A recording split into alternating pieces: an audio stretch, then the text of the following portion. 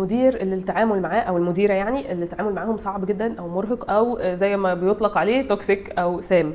اول نوع وهو المدير اللي بيمايكرو مانج كل صغيره وكبيره، يعني لازم هو بقى يتدخل في كل حته في كل حاجه وهو اللي يقول دي تتعمل ازاي دلوقتي حالا بالطريقه. تاني نوع المدير الغير كفء اصلا من مهارات وخبرات وكل حاجه ولكن اترقى وبقى مدير، يعني سبحان الله. ثالث نوع هو المدير اللي مش موجود اساسا، يعني كل ما نيجي نتكلم معاه او نساله في حاجه لا مش فاضي مش دلوقتي، اللي هو مش معانا ده.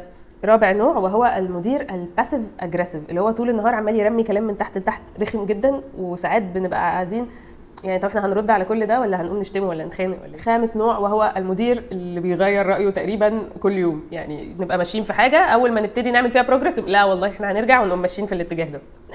عدوا علينا اكيد ناس زي دي كتير. سو which one عانيتوا معاه اكتر؟